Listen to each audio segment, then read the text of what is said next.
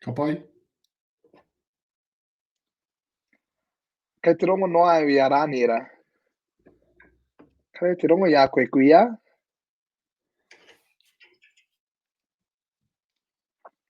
Ka pai. Kei te rongo noa e a Raniera. Kei te rongo i a koe kuia.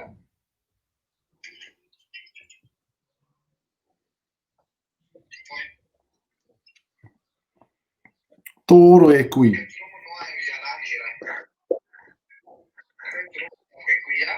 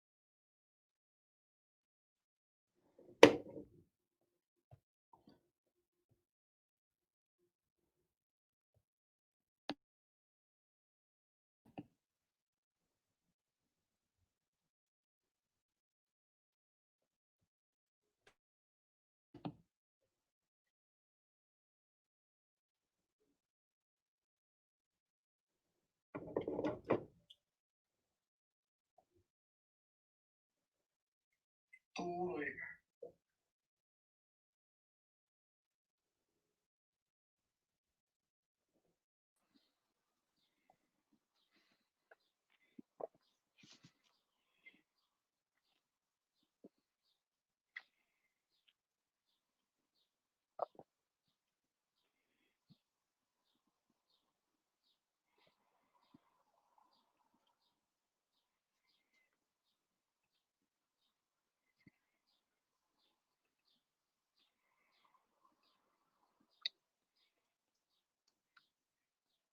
Arurara nei ngā whakaritenga o te pō. Kei te rongo i a koe. Tēnā rā koe! Kei te rongo mai, kei te rongo mai koe Raniera. Tēnā tātou. Tēnā tātou. Huro te ahua nei rongo ngā mātua tipu nei taku karakia kia rere pai a tātou mai. Heoi, ka tukuna te rākau ki a koe kei taku tungane mau te wāhi ki tā tātou kaupapa i taki. Hoi no e tuku ana i ngā whakapāha ki te motu, koutou te tini te marea i hono mai. I āhua raru te wahanga ki a mātou, hoi no ki aruku atu tātou ki te kaupapa o te pō. Me kore noa e tūpono kei te āhua o te kaunga o ngā whakahaere a haere ake nei e tutuki ai te whakapāha Raniera ki a koutou katoa. Nō reire te motu, tēnei māua, ko taku tuahine, ko te ātākura te tuku nei wā māua mihi, e wāhi nei ngā whakaaro o ngā kohanga reo o te motu ki a koutou katoa i tēnei pō. I runga i te āhua, e tika ana i tēnei tau, he tau pōrearea, he tau whakamataku, he tau nihoroa te āhua o te tau nei nō reira, e tika ana kia huitahi ai tātou, te whakahuihui a tātou mārunga, i runga i te whakaaro, kia whakanuia ngā raukura, e piki nei i ngā taumata o te ao mātauranga, e puritia nei te akamatua. Tēnā kia tukuna atu te taha ki taku tuahine, mana tonu ia e kōrero, ka ruku tātou ki te tāhuhu o ngā kōrero. Tēnā rā koe te taki ake i tēnei tā tātou kaupapa. Koa te paku haua o te tīmata o ngā mahi kei konei.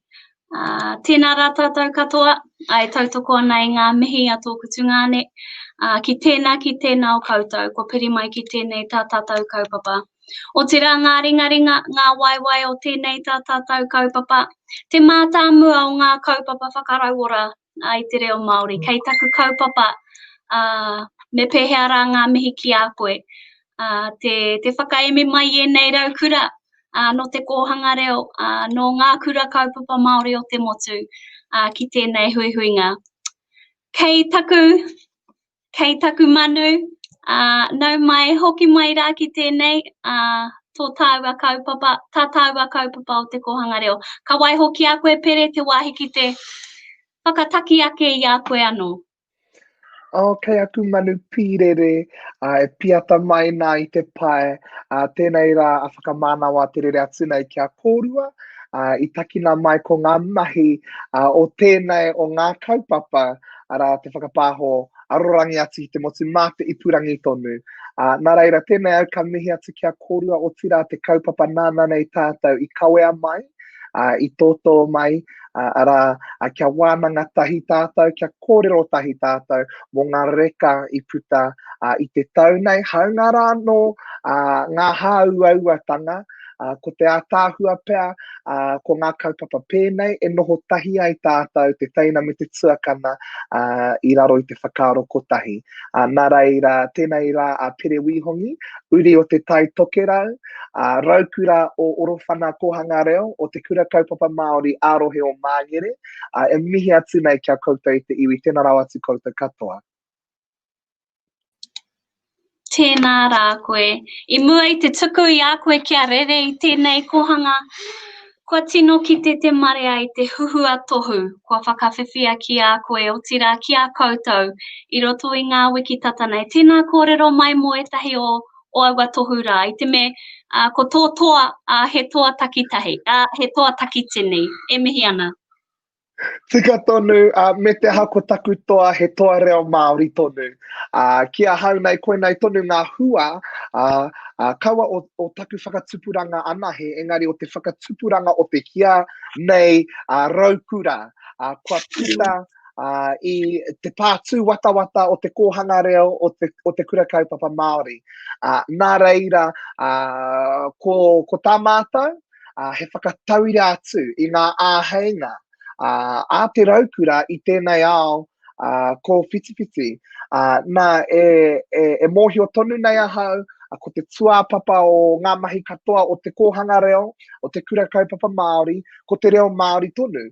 Nā reira, mā te aha hoki I te kawe I ēnā mātāpono, I ēnā whakaro, I roto I a mātou mahi katoa. Ko ngā mahi pēnei te tuku waiata, ngā mahi o te ao pāpāho, ngā mahi o te ao whakāturanga tonu. Mō te taha ki ngā tohu, ko te tohu kai waiata, ropu rānei, ropu Māori pai o Aotearoa, ara I te pōtukutanga o Aotearoa, mō ngā waiata o Aotearoa tonu. Me tā mātou ohorere, I runga tonu I tā mātou tino whakapono, ka tutuki, ka ea pea, ka riro pea I o mātou iho pū manawa. Nā reira, I Waimaria noa mātou te noho tahi me rātou, tēnā I te Wikitoria I te tohu tonu.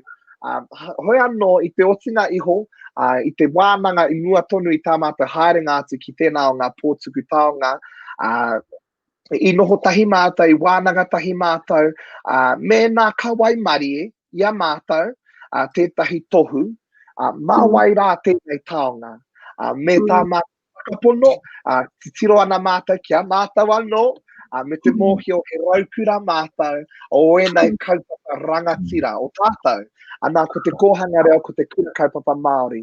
Nā reira, I tino whakapono ai mātou katoa o te kapo o Maimoa, kia tukuna tēnei taonga, ki ngā raukura, ki ngā tauira, I tipu pēnei a mātou, I te kohanga reo, I te kura kaupapa Māori, me te whakātu, me te whakatinana, me te whakatauira atu kia rātou. Ai, ka tāia e koe, ka tāia e tātou, ana ka tāia e te reo Māori tonu.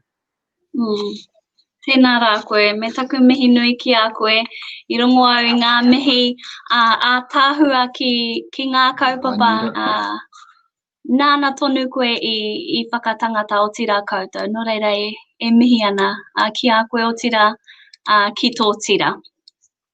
Tungane, kōrero mana kai a koe. Te manu whakarere hua e Pere, kōrero tia ana te ahu o te iho pū manawa. Ko koe tonu tēnei te whakatauira I o tāera, me tō manu rere hua, hei iho pū manawa mo te āpōpō, no reira, ko mātou tēnei o te kohanga reo, e kore ngā mihi e pau ki a koe, i tō whakatairanga i tō tātou kaupapa i roto i wāu mahi katoa. Tēnā rau atu koe, hoa me taku mihi hoki ki te toko maha I para I te huarahi a waiata reo Māori mō mātou te hunga e whai nei ki te kore ko te hunga pēnei I a hiriri mā, I a ngoi, ara atu, hei whakatauira mai, he apea etahi rautaki, etahi āhua whakatutuki I tēnei taha waiata, nā reira ka mihi hoki ki a rātou I para I te huarahi, reo Māori I roto tonu I te ao waiata, o Aotearoa o te ao whānui tonu, me tā mātou ū tonu, kia whakahoki I tēnā aroha kia rātou, kia whakahoki anō I te nui whakaheke wera I te nui whakaheke tōta a te huhua tāngata I whakapito ngoe, kia ora ai ko te reo Māori. Nā reira, tēnei rā te whakahoki I te aroha kia rātou o tira kia koutou e whai tonu nei kia ora ko tēnei kaupapa rā te kohanga reo. Tēnā rā koe, tautoko ana I rā mihi. He kaupapa kohanga reo tēnei mohio nei tātou, he rite tonu te rongo I ngā waiata I roto I o tātou kohanga reo. Nā reira, tēnei te whiu I te pahi hohi pera ki a koe tēnā. Tatia mai tētahi waiata ki te hunga mātakitaki I mua I tō rere I tēnei kohanga. Ka pai me aku mihi ki ngā mātua o ngā tamariki o a tātou pēpē kei ngā kainga e marama pai ana hau I te hoha o te tōwai I te waiata. Hoi anō tai hoa ke ka puta etahi waiata hou hei whāngai atu ki a tātou tamariki. Mo te wā poto nei, kia maha rāke. No te reo, no te reo, te hononga ki o tātou tipuna, mai mo atia e te iwi e. Mai ri ora e te iwi. Tēnā rawa atu koe. Te aku hoa. Ka pahira. Te atahua hoki. Teika. Koe no, e te iwi ko tō tātou Manu Pirere, manu whakarere hua tērā ko Pere, mōna I eke panuku ai ki tērā tohu toi waiata me tāna tuku I te honore, ki ngā kaupapa I whakamānawa, tia e ia ko te kura kaupapa, ko te kōhanga reo no rere mihi ana ki aia. Tuahine, we're back up with a bang, atahua. Tō tāua waka. Nō reire, tiwe mātaki maina. Whātikau mano enei momo manu pēnei Pere kua puta ki te ao. Ko te pōnei, he pō whakanui I a rātou, he tuku I ngā karahipi, he tuku mihi hoki ki taua taura here, he rauru ki o rātou kōhanga reo, ki ngā kuia, ki ngā kaumātua nāna rātou I whakapakeke, I roto tonu I te kaupapa. Ko tēnei hunga, he huhua no atu ngā kaupapa e kōkiri tia ana o rātou. Ko rātou hoki tēnei te whakahoki mai a rātou tamariki ki te kōhanga. Kia ora tonu mai tō tātou taonga. Ko tā te poari matua o ngā kōhanga reo, tēnei te karanga nei. Kia hui tahi ai tātou ki te oha I etahi tahua pūtea ki tēnei hunga. Ki te tuku karanga hoki, he karanga pākura, ki era atu kia hoki mai ki tēnei taonga. Nō reira, ko tā te ue pū, mai enei moko pūna whakahirahira, he oha nā mua, he oha mātai. Tēnā rā koe. So the term Pīrere is a little translation for birds who leave or have already left their respective nest, which in this case refers to the graduates of Kohanga Reo, our language nests. The second part of the name, Ngā Te Kohanga Reo, seeks to reaffirm the place from which these graduates took flight. The Kohanga Reo that nurtured them, and as a means to encourage continued involvement within our kaupapa. He Manu Pirere was launched in November 2017 in Kirikiriroa in Hamilton during the Nō Ku Te Reo, Nō Ku Te Ao Expo. It is part of the innovative framework acknowledging the many graduates of our kaupapa through the new Alumni Foundation and the revised scholarships distribution program. Nō reira e mihi ana. Nō reira kei Ngā Manu Pirere o te kōhanga reo, nau mai, hoki mai ki tēnei tā tātou kaupapa. Ko te wahanga tuatahi o tēnei mataora, ka titiro ki ngā karahipi ngā ke te kie, koinei ngā pia, ngā ko ngā tauira, kātahi anō ka puta ki te ao. Ko wehe mai te kāinga, e mahi ana nei i a rātou tohu paitahi, ki ngā momo kura takiura, ki ngā kura tini, tai atu anō hoki ki ngā whare wānanga. I whai hua e nei karahipi, i ngā kaitautoko a te poari matua, o te kōhanga reo e mihi ana, ki ngā huruhuru i tiaina ki e nei manu, e rere ai rātou, e topa ai rātou. So our first section of scholarships is called Ngā Kete Kie. Kie is a native bush,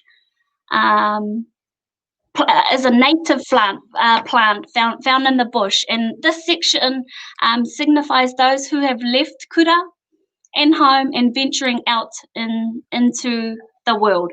There are 19 recipients of this karahipi this year, and e mihi ana ki tēnā o koutou.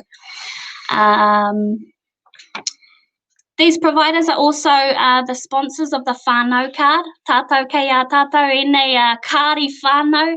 Ai mihi ana ki ngā tukuna mai. Yeah. Nō reira e mihi ana ki te rahunga e tautoko mai nei tēnei kaupapa. Te kohanga reo would like to formally acknowledge all of our providers. Me korea ke koutou I te tuki ai tēnei kaupapa.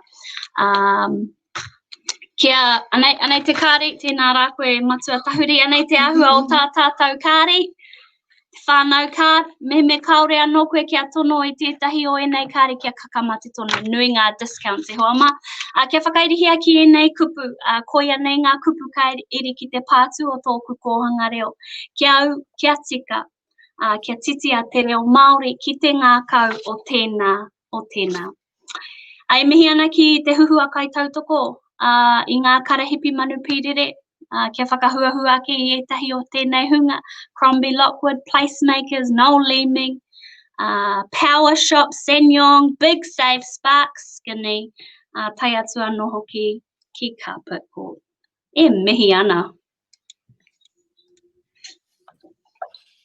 Kei konei au, kei poneke, timana mo pai ana koutou mahi au koutou rāhi. Ko ai tēnei ko Jack Carricker James Hamilton, no te takotai o te tai rāwhiti, no tua whenua no tūhoi, kei poneke a hau ināne, engari kei o tākau ke hau whai ana I te tohu ture me te toko reo Māori. Iau tipu ana I haere atua ki te kōhanga reo o Ārai te uru, ko te mea pai ki au o ngā kōhanga reo te whakatipuranga o e rā kāpano o ngā tamariki kia pua waitia ai rātau hei kai kōrero reo Māori hei tangata piko ki tōna ake reo. Koinei putea I whakawhawhia mai ki a tira kia mātou ai e tino awhina tēnei ki au hei whai oi ai aku mahi kia hokona ai hei pukapuka hei pānu māku hei whakapaipai ake, whakakoi ake I taku arero, koinei ngō mea I tino awhina mai ia enei putea te whakakoi ake o pukunga. Kāre enei kōrero e tōia kia roa, nō reira tēnā tātou te whanau. Tēnā rā koe Jack. Jack's passion for te reo Māori began at Ārai te uru kōhanga reo, as it helped him to discover the true value of te reo and the essence of teaching through collective learning and oral transmission. Jack is studying a Bachelor of Laws in Māori Studies at Otago University. His long-term goal is to enter legislation or policy and use his knowledge of our whenua and reo to empathize with tangata Māori from a Māori perspective. Tēnā rā koe Jack. Kia koe tūngane. Oh, well, ine kupu Pākehā tua, ine ahua, ua. No ka ngana. I te aroha ki a koe i tai ine kupu empathy, empathize. Hoi anō.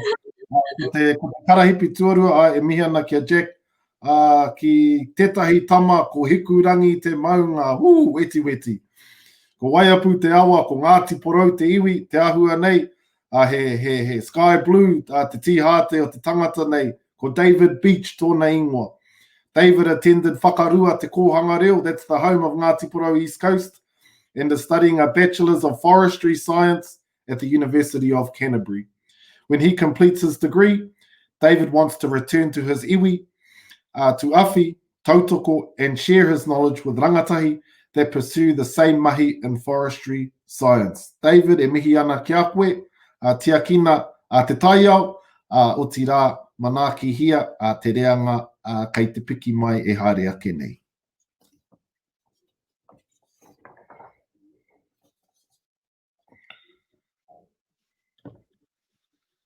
Ko pangaru te maunga, ko hokianga te moana, ko ngā toke mata whaura me mamari ngā waka, ko ngai tūpoto ki motu karaka te marae, ko ngai tūpoto te hapu, ko te rāroa te iwi, ko Brian Hoani a hau. He taui rao mua au ki te kohanga reo o ngā tikanga pono. I nā e nei, ko au tētahi kaiako me te tohu ki te kohanga reo o ngā tikanga pono. Ko te āhuatanga paira atu ki a hau, i roto i ngā kohanga reo ko te whānau. Ko te mahitahi, ko te akotahi, ko te nohotahi o ngā whānau katoa. Ki tō tātou kohanga reo, ko tōku māma te kai whakahaere, te tahi kai awhina hoki, ko ai te kaiako, he konei oku tamariki e ako ana. Ko tēnā te āhuatanga mai rano. I te timatanga o tō tātou kohanga reo ki te raki pai whenua, ko tōku karani pā tētahi o ngā kaumātua e wero mai. Ki te tuwhera mai tō tātou kohanga. Kei konei ia me tōku pāpa i hanga ana tō tātou whare. Kei konei tōku māma, hei kai awhina. Kei konei mātou ko aku whānau, hei awhina, hei tautoko. Ko tēnā te āhuatanga pairo atu kia hau.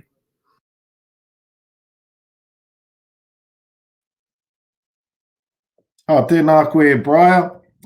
Te ahua nei, ko koe me tō whānau te tino pito o te kōhanga reo i roto i a koe. Brian studying te tākai matua level 4.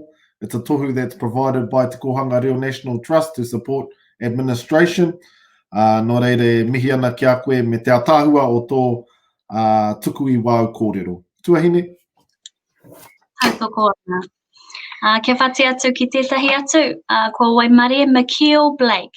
McKeel attended Te Kohanga Reo o Tani Whatumeke and has worked as a kaiako here for 8 years. She believes that passing taonga from our tipuna to our tamariki mokopuna is important and it will help set them up on the right path.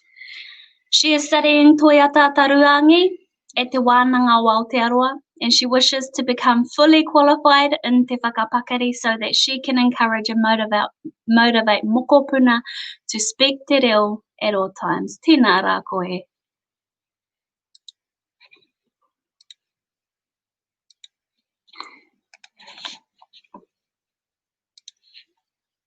Tēnā koutou katoa, ko Jada Edmonds Lama tōku ingoa, he uri a haere mo tawa tīkua o Wanganui, a ko te ati haere a pāpārangi tōku iwi. I have just finished my third year at the University of Otago, studying towards a conjoint degree and a Bachelor of Social Work and Arts, majoring in Indigenous Development. For the first 5 years of my life, I attended Te Kohanga Reo o Tūtara Moana, and some things that I will always cherish about Kohanga Reo are the values that I was taught at a young age, such as kaitiakitanga, whanaungatanga, and of course manakitanga.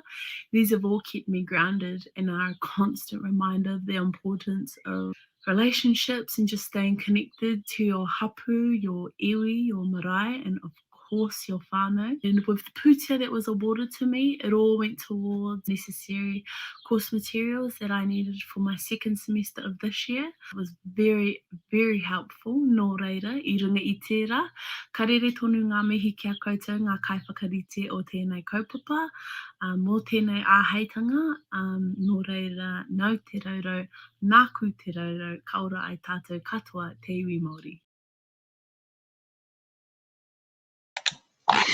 Tēnā rā koe, te kohanga reo o tūtara moana is where Jada learnt the important values of whakamanatanga, of kotahitanga and ngā hononga. Jada believes kohanga reo helped her transition more smoothly into kura kaupapa Māori and so St. Joseph's Māori Girls College. Jada is studying a Bachelor of Social Work and Arts at Otago University. Her aspiration is to become an advocate for Māori within a social justice context. Tēnā rā koe. He uri no Ngāti Porou, no te arawa, no ngā rauru, no Ngāti Raukawa, me Ngāti Rangi, Arapera, Tapiata. No te kohanga reo o mana tamariki, kei taku teina tēnā rā koe. Mā te tuakana I arahi te teina, mā te teina I arahi te tuakana. He kōrero tēnei a ta titia ki te hinengaro, ki te ngā kaua no hoki o Arapera Tapiata.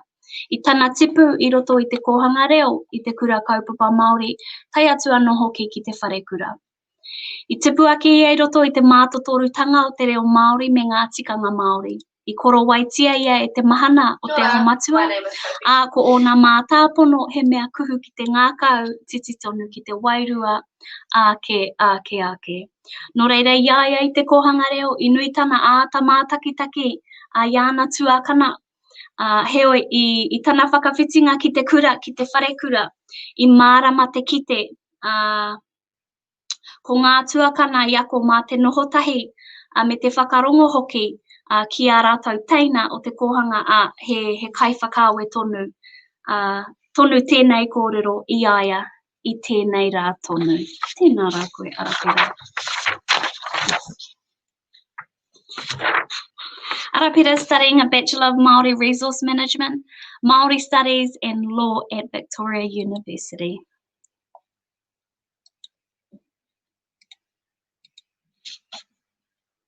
Kia ora, my name is Sophie Tui.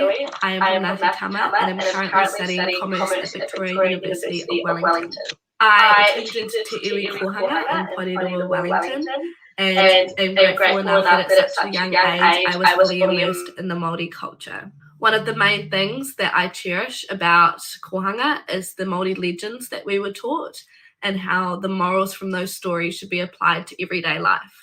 From the scholarship that's been granted to me, I intend on developing knowledge on how the next generation should maintain and sustain te ao Māori through the corporate world of New Zealand.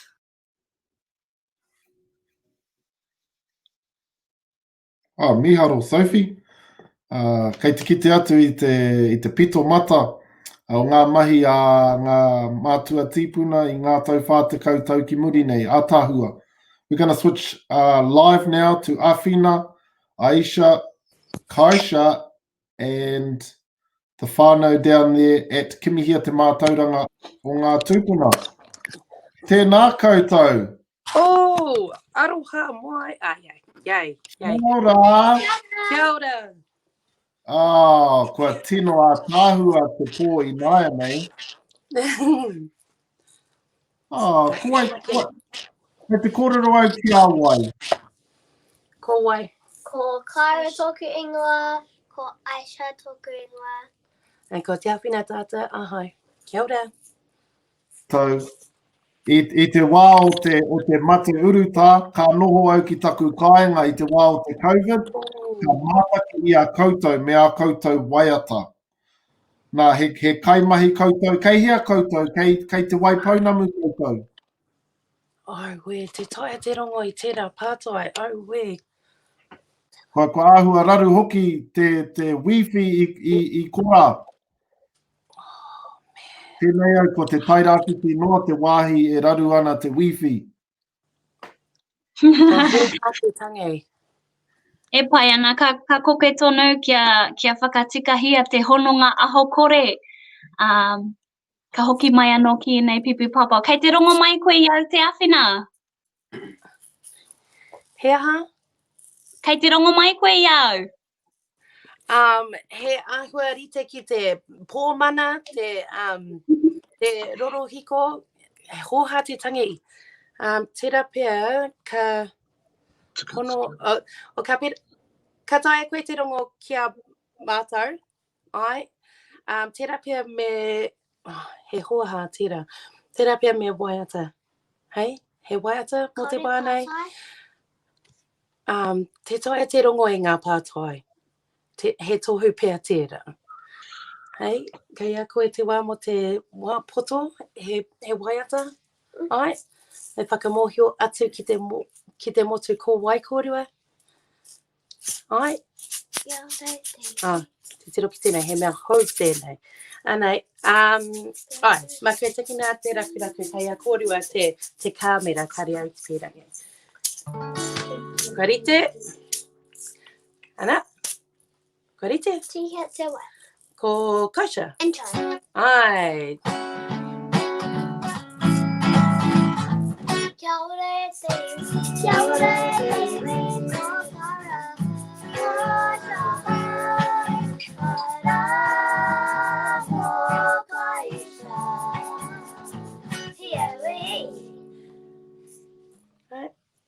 Hea tētahi atu waiata. Pai te rā? Ka taia te rongo? Ko te reo. Ko te reo? Ai. He waiata tēnei. Kei a koe. Aisha? Kaira, kei a koe te whakamarama o tēnei waiata. He waiata tēnei nā mātau I tito. Ko te ingoa tēnei waiata ko Māori.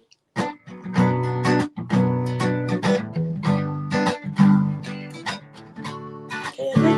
Te mea? Ruiru? Ko te reo te mauri o te mana Māori. Te kore taue harone. Kakanoi nua mai, irangi a te a. Kei a koe? Tarani nui arangi, kipikipi a ai, ki ngā rangi tūhaha. Iriro ihoana, ke te o te warangi ngā maheranga. Kaua e mai mau e nei tiro taunga, kia te potu tātou, ke rite ki te moa. Haere ki te ako I te ararati a, ki ngā kohanga leo, ngā turai kanoka, ngā ako manga Māori, ngā whare wananga.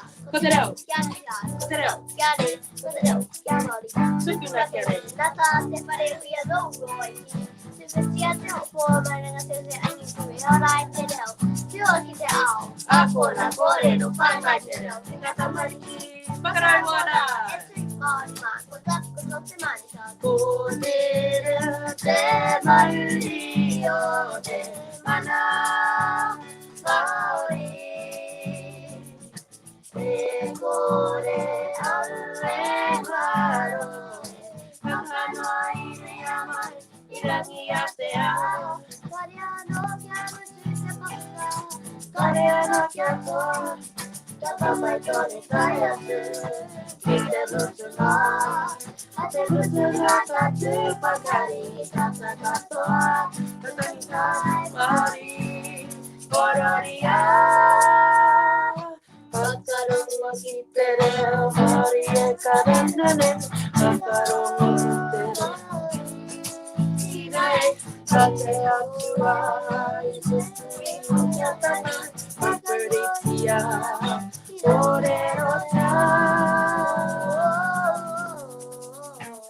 Ko te reo te mauri o te mana Māori. Te kore aue ngaro. Kakanoi rea mai, irangi a te ao. Māori. Tēnā rā koutou. Whakanuia. Te roreka hoki.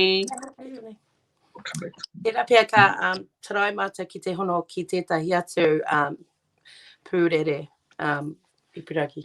Hei. Ka koe miana kia koutou, tēnā koutou, taki te... Oh, ka toia te rongo i a koe i noia nei, matua Oh, te Raniera. awhina, tēnā koutou, mihi ana kia koutou, kei te pēhea te whānau. Ai, tino pai. Tino pai. Oh, I konei au e whakaro ana, ko Beyonce e waiata mai ana. Ko Beyonce koe? Kei te whia aki wā koutou. He aha? Kei te whia rohe koutou. Kei muri heku. Oh, Muri heku te waipau nā mau. te ahua nei kei muri hiki ngā tino puti o te kaupapa. E mihi ana kia koe, kei te pēhea ngā kōhanga reo I muri hiki. Ai, ora pai ana. Ka nui te ora. Ei. Kei te whakaronga ki te tuku tono ki ngā kōtiro rā ki taku tapahaka. E tū te manawa maurea a tōna wā me hara mai koutou ki tōku tapahaka ai. Ai. Nā kōrero, hanga kōrero noho. E mihi ana kia pauto koutou pō ne. Ai, ngā mihi. Anui te aroha kia koutou. Ai. No reire e tiwi ko te awhina me wana pipi, Aisha me Kaisha, kua tino hiki te wairua o ngā mahi te pōnei. Kia hoki atu ki ngā tohu o te kite kie. Me tuku mihi tonu ki ngā kaitautoko o ngā karahipi nei, Crombie Lockwood, Placemakers, Noel Leemings, Power Shop, Sangyong, Big Save, Spark, me Carpet Court. Ki te hihea koutou I tētahi waua kāri e puriti ana e taku tuahine, hono atu I te pai tukutuku, a te kōhanga reo, ki kona tikina mai ai tētahi waua kāri. Huge savings. I just went and got myself a new couch at Big Save, and I got half price. Half price. It's self-love. It's self-love. Hoi anō. Kia hoki atu ki ngā kaiwhiwhi, tere ana I hākara.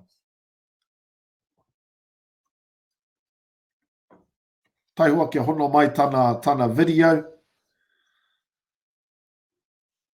Ko te whānau ārua taupare, whakawhiti atu ki te rotoiti, ki te aie ihenga, ko au ko ngā tipukiao, ko au ko ngā tihinekura. Ka tomo kia te whare o rākau paewai, ko au ko ngā tiraukawa, tia hutia te awa ko whangaehu, ko au ko ngā tiapa, tēnei te mihi nei, ko tere ana I hākara tōku ingoa, tēnā rā tātou katoa. Whakarongo mai ki te iho, whakarongo mai ki te toi, whakarongo mai ki te aka, whakarongo mai ki te aho matua. Nā te kohanga reo o Hoani Waititi ahau I whakatipu I raro I te korowai o te aho matua, te reo me o nā tikanga. Ēnei katoa he hua nui e pakari ai taku tū I tēnei rā. Ko te reo, ngā tikanga, me te āki nui a te iwi, kia kōrero Māori tātou ki a tātou tamariki. Tētahi o ngā kaupapa nui o te kohanga reo e mai moa tia ana e au. Kei te whare wānanga o tā maki makaurau ahau I tēnei wā, e whai ana I taku tohu Bachelor of Arts, double major in Criminology and Māori Studies. E mihi ana ki te kohanga reo I te pūtea tautoko, e ngā wari ai taku hikoe I te whare wānanga, e ngā wari hoki ai taku whakaoti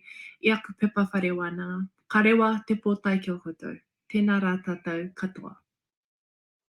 Tēnā rā wātu koe tere ana, te uri o Ngāti Pro, Ngāti Pukiao, Ngāti Raukawa o tira I Ngāti Apa. Tere ana attended te kohanga reo kia Ngāwari at Hoani Waititi, a great raukura of really established kohanga reo there. Tere ana is studying the Bachelor of Arts with a double major in Māori Studies and Criminology at the University of Auckland.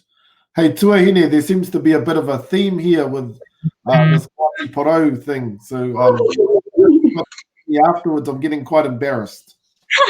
Tika, kei ki a tāua he kūmara e mihi ana ki a tāua anō. Ka e mihi ana rā ngā tohu, ngā huhua tohu.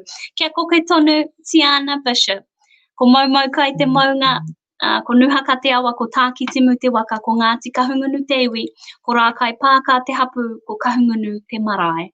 Tiana continues to use her learnings from Te Atawhai Kohanga Reo to connect with new people through networking and whakapapa. Tiana is studying a Bachelor of Communication Studies at the University of Waikato. She wants to bring a kaupapa Māori perspective to the health and disability sectors to shed light on the prevalent issues within these sectors.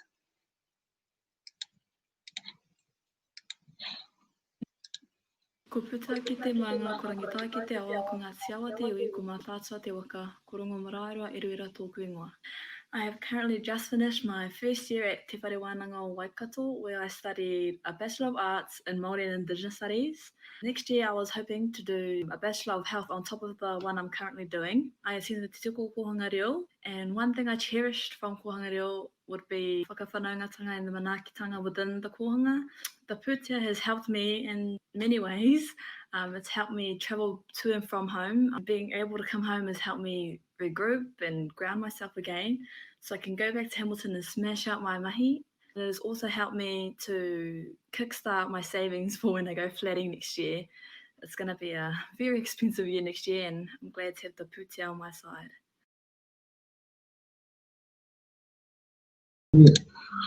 It's tough to school. Tēnā rā koe. Rongo Maraero is studying a Bachelor of Arts in Māori and Indigenous Studies at the University of Waikato. Tēnā rā koe. Kia koke tonu ki a koe Grace Hill.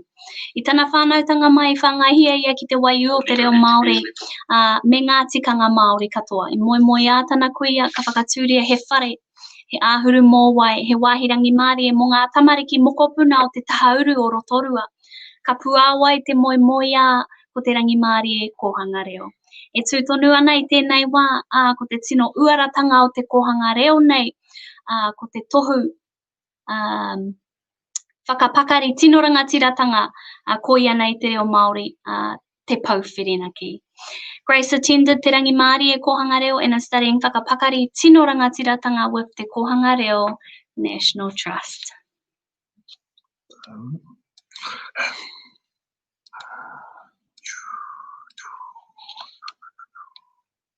Ko Nico Rita Beasley tōku ingoa, e uri a hauna ngā iwi o Te Raroa, Ngā Puhi, Ngāti Hine, Waikato Tainui, Ngaiterangi me Ngāti Ranginui ki Tauranga Moana. Kei reo tau i taku tau tuarua, ki Te Whare Wānanga o Tāgau, ko taku tōu paitahi, ko te hauara Māori. Hei te rātau, mutu ai taku tohu ki Te Whare Wānanga.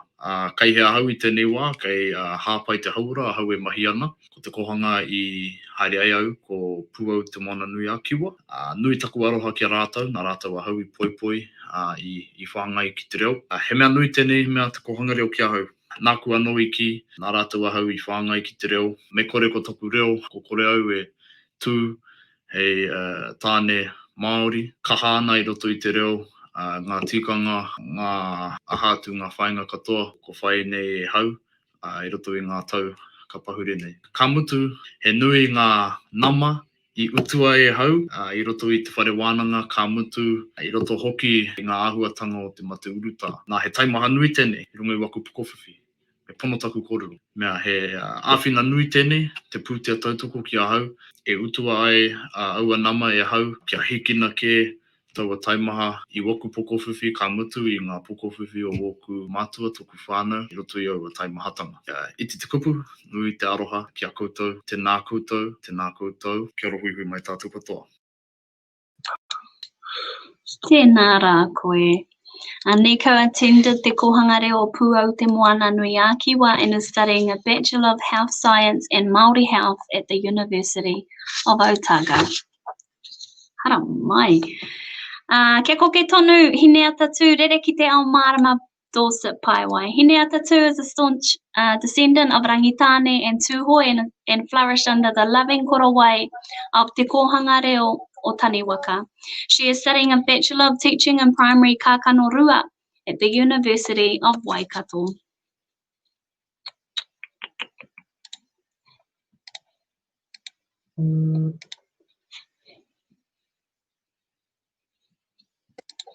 Tēnā koutou katoa, mai te awa te atua ki tau haramaunga, ko tau po te moana, ko Waitaha nui te awa, ko ngā titu te mohita te hapu, ko ngā titu wharetoa te iwi, ko Pākehā te marae, ko Pākehā te tangata. Tēnei te mihi nui ki a koutou katoa. Ko taina kupa whenua ka hau, ko ai tētahi o Ngā Manu Pirere, aranga kaiwhiwhi tohu, o tēnei tohu mo te tau 2020. He tauira au ki runga i te tohu whakapakari tino rangatiratanga. I tēnei rā tonu i titiki ai toku ki te tuatoru. Nō reira kua oti marika au i toku tau tuatahi ki raro i tēnei tohu. E rua ngā tau e toi ana, ko te mana ko ka titiki pai au i rā tohu. He nui te mihi ki a koutou i tukuna mai kia whiwhi au i tēnei tohu. I awhina tēnei pūtea i au ki te titiki o ku mahi, o ku tuhinga roa, taku tū hoki, me ngā rerekētanga o te tau nei ki raro i te mate uruta i pāngia ki runga i a mātou. Nō reira, tēnā koutou katoa, tēnei te mihi, mai ngā titu wharetoa ki a koutou. Ngā mihi.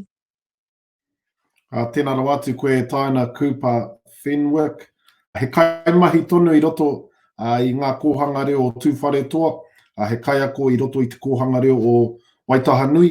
E whakaoti nei, completing her tohu whakapakari. E mihi ana ki a koe. Kia ahu atu ki tētahi māreikura o te tai rāwhiti. Kia Maumahara Horseful. Ko Maumahara, tētahi o ngā tauira o mua o taku kura ake o Ngāuria Māui. He puti a tāhua no te tai rāwhiti whānui. Engari he nui hoki ono hononga ki ngā iwi katoa o te motu kia taranaki, Ngāti Toa, te Atiawa, Ngāti Rārua, Ngāti Tama no hoki. He raukura ia no te kōhanga reo, no te kura kaupapa Māori, no te kura aho matu a no hoki. Katahi anō ia ka mutu i tana tau tuarua i te whare wānanga o Waikato. Kātahi te tau paira wātu ko tēnei mōna e ai ki a Maumahara. E whai nei ia i te tohu reo Māori me tana tohu Pākihi. Hoi anō ko te whāinga matua, kia kuhu atu ki ngā mahi whakamāori, whakapākeha, me ngā mahi whakarauora i te reo. Nā, hei te tau tītoki e hia moana te manawa, kia whai i tana tohu tākuta i roto i te reo. Maumahara attended te kōhanga reo o ngā tikanga pono and is completing her Bachelor of Arts in te reo Māori at the University of Waikato. Ia no roto mai a o taupu ko te ika te tau iho o te waka rangitāne ngaitara i te kaukura whitia no roto mai o te wairarapa. He hononga anō hoki o kua roto ngā tikahu ngā timani a poto ngaitahu na reire mihi kawatu ana ki aro koutou. Ko te kōhanga i kurai nai ko whakatupuranga ko tahi. Ko itahi o ngā mea e tino aroha nui ti ana e ai ki te kōhanga. Ko te tua papa ne, ko taua whakaaro o te noho te tamaiti Māori i tana o Māori, i ana hoa Māori, ana kaiako Māori, ana whānau Māori. He mea whakahirahira, taua whakaaro ne. E aroha nui ti ana hau ki ngā hononga i taku noho i te kohanga reo. Te hononga ki aku kaiako, ki aku hoa e pū mau tonu nei, e nei rangi nei tonu nei. Mo te taha ki te pūtea e mihi kau atu ana ki a koutou e tautoko nei a mātou. Kau ko haua nake engari ko mātou ngā raukura o te kohanga reo. Runga i te whakaaro ki te tai atu mātou ki roto ki te whare wānanga, ki te mahi ngā mahi hei painga mō te ewe, ki te tiki ake i ngā tohu hei whakahoki ngā mātou, ki roto ki ngā whānau, ki ngā hapu, ki ngā iwi, kia waia ki rānei o te iwi Māori hei painga mō mātou. Mō tātou, e mihi kau atu ana ki a koutou. Tēnā koutou, tēnā koutou, tēnā koutou, mai tēnei noho whakaiti ana, mui koutou. Ki e o rara. Tēnā rau atu koe Safari Hines. I tipu ake i roto i te kōhanga reo, Safari attended te kōhanga reo o whakatipuranga kotahi and is studying a conjoint degree, a Bachelor's of Law and a Bachelor's of Arts at Victoria University.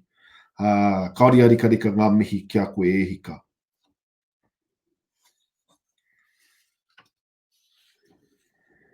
I te taha o tōku māma, ko kahua atu te maunga, ko waikākare ki te awa, ko takitimu te waka, ko te whānau aka te iwi, ko ngā tirua te hapu. I te taha o tōku pāpa, ko mātiti te maunga, ko maraitaha te awa, ko ngai tā manuhiri rao ko ngā tika hunguni ngā iwi, Ko ngai te ipu, rau ko rangi waho ngā hapu. Ko taki tunu, rau ko kura haupo ngā waka. Ko ke Lane Kemp, ahau. I kurai nā hau ki te kōhanga reo o Pāku Whai Marae. Ki konei, i noho ahau ki ngā rekereke o Kukuia, o Kuwhaia, ka mutu, te whānau whānui o te whārua o Waituhi. Koia hoki tētahi o ngā mea pai ki au I tōku wai I te kōhanga reo, ki ako mai o Kukuia. I te mea I a rātou ngā mōhiotanga pai mōku, kia whakatōkiro te ahau, kia pai te toenga o tōku oronga, kia pai hoki te toenga o tōku haere ki roto I tēnei ao. Kei te whare wānanga o te herenga waka ahau I nāenei. Kei te whai ahau I te tohu paitahi pūtai ao. Ko aku marau matua, ko te koeora, ko te reo Māori.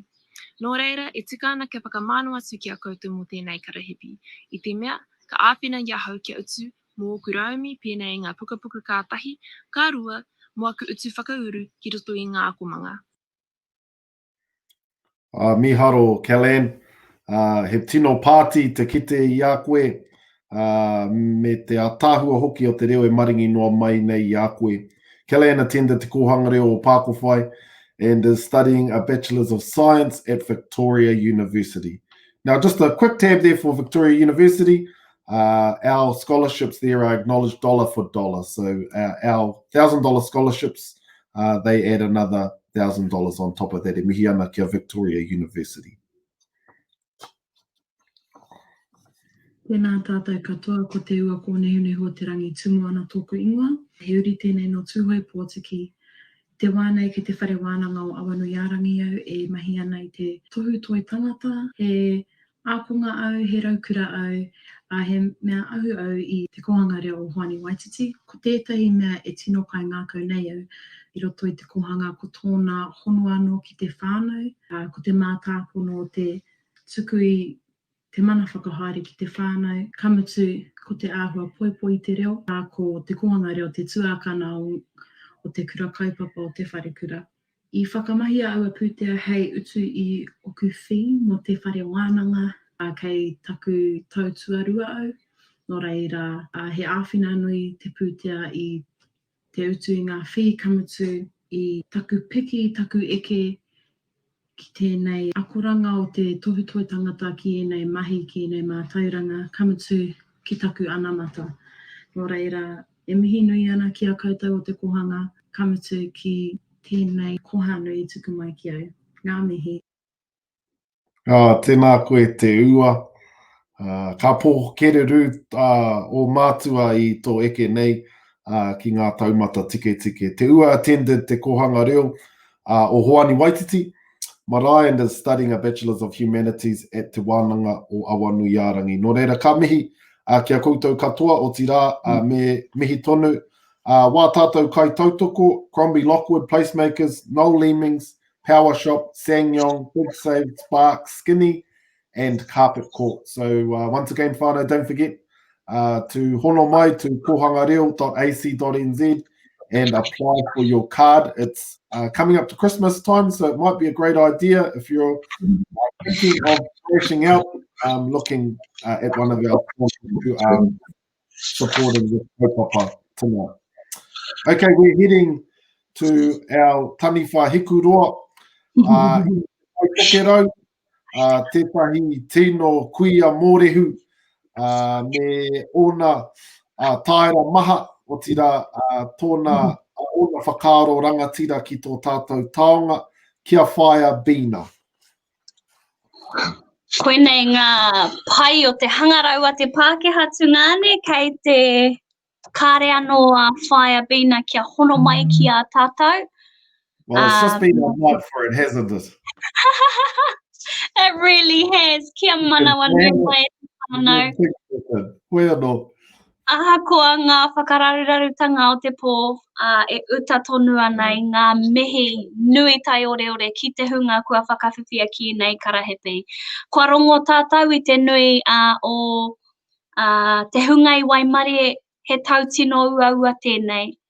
Nā reira, he rawe kua whai huru tēnei hunga. He paku āwhina ne mā te aha I te iti, he iti nā te aroha. Kei te kite atua hau I a koutou te āwhina mā. Kei te rongo mai koutou i hau.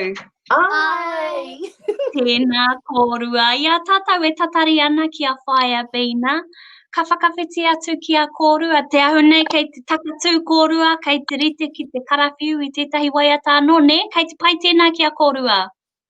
Ai! Hara mai, Aisha. He waiata tēnei mo te krihi me tēnei. Nā wai tēnei waiata i whakamāoritia.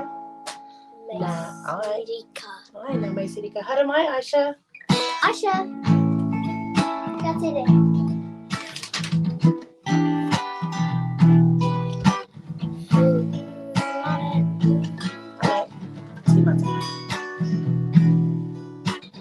Tapu te pō, te rama mana, koe nei te pō, o te kai whakaora. E awara, e awaroha koe, tumaira koe, oho ke te wairua. Ka sumana ko tanga, o te au katoa, ka pua wai tanga, ina ko te au. Akaluia, ina te awana hera, tapu te pō tapu, te pō ihu, te pō tapu.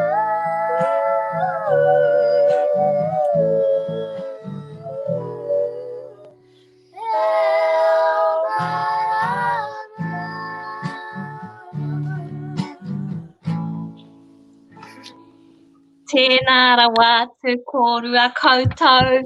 Me te rore ka hoki o tēnā waiata. Ka hoki mai anō ki a koutou, ne?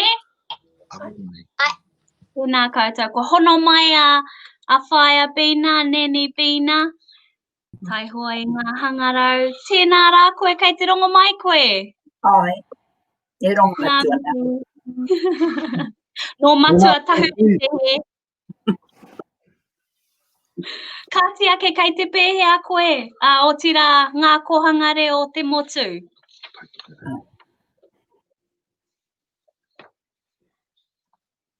Kei te pēhea koe, Pina.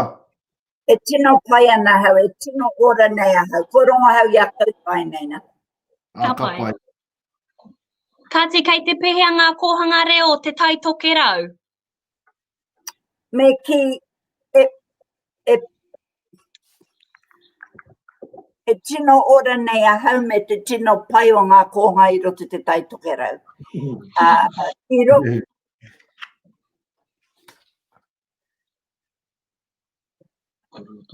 Kōrero tonu mai, kei te rangona koe.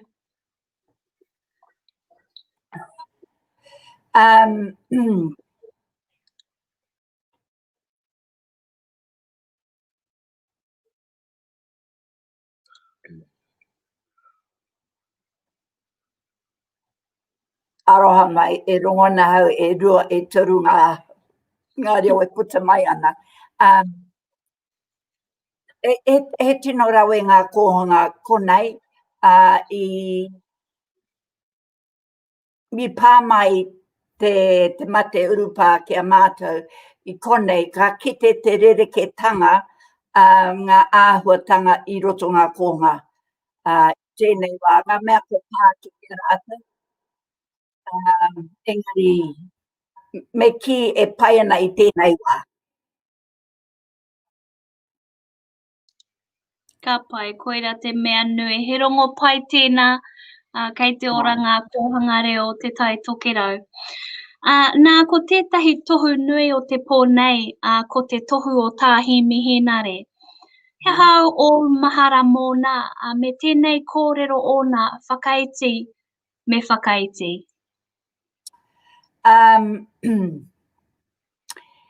Tēnā āhua I whakamahia I roto ngā I roto ngā kāinga. I whakatupu ake a rātou I roto tēnā āhuatanga me mātou hoki. Hoina he āhua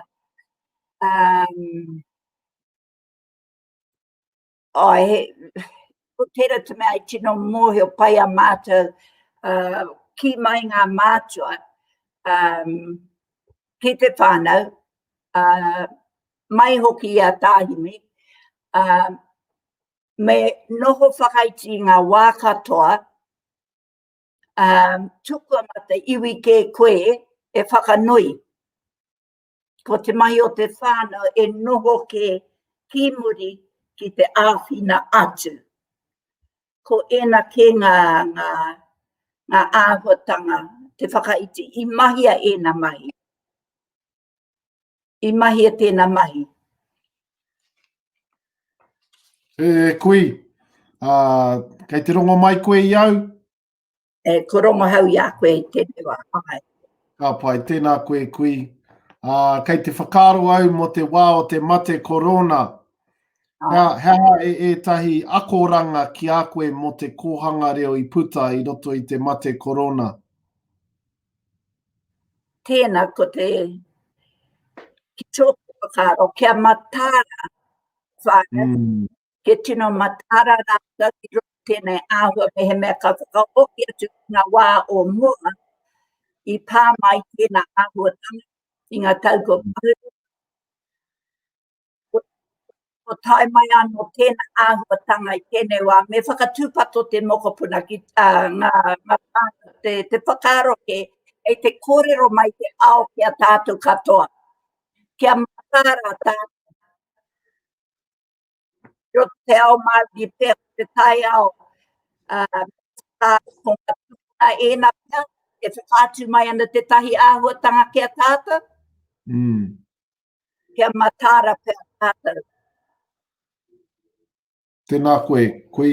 Kei te whakaro hoki au ki tō āhua, kei te ruarua ngā mōrehu pēnei I a koe I roto I te kaupapa. Kōrero tia mai te tino hira o te pakeke I roto I te kaupapa. Hea I whakahira ai te pakeke I roto I tēnei taonga tātou. Ka hore ka whakarongo atu hau ki ngā tauira ko whitnei I ngā tohu. Ka pupu ake te aroha I roto I a hau. Me te whakaro te tāhu o te kaupapa nei. E rongo nei ki ngā tauira ngā tamatāne, ngā tamawahi nei. E haere tonu mai I te kohonga ki ngā kura ko tai atu ki tērā taumata. Ka pupu ake te tino aroha ki warātou tūpuna. Te kaha o ngā tūpuna ki te whakaro te kaupapa nei mō rātou. Ka hore he kaupapa ki tōku whakaro. Ka hore he kaupapa e kō atu I te kōhanga. Nā ko tai tātou ki ngā hua. Ko puta atu ki enei o ngā tamatāne me ngā tamawahine. Te ātāhua. Te ātāhua hoki.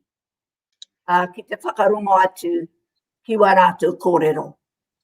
Kona ka tino pupu ake te aroha I roto I a hau. Me te ki, te ātāhua rawa o te kaupapa o te konga. Me te hoki atu ngā whakaro kia rātou. Ki ngā tūpuna nei. Nā rātou nei.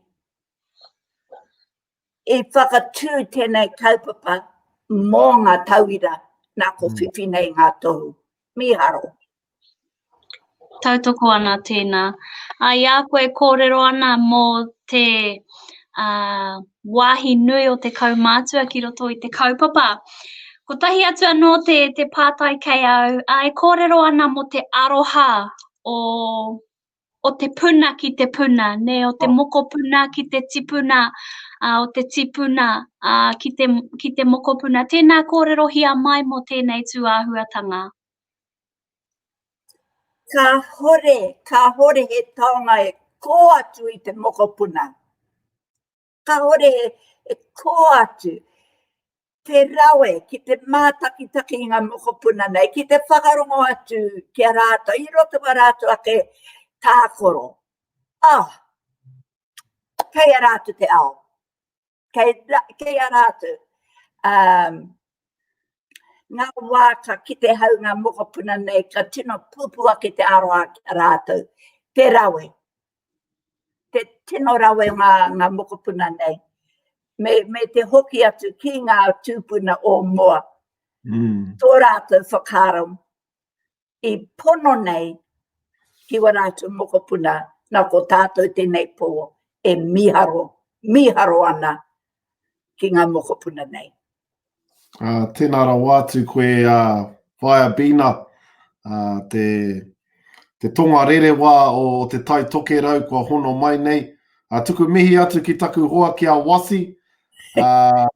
Ko koe tana kai wero kia pai tana manaaki hoki I tā tātou taonga. Mihi ana ki a koe e whaia bina, kia pai te pō.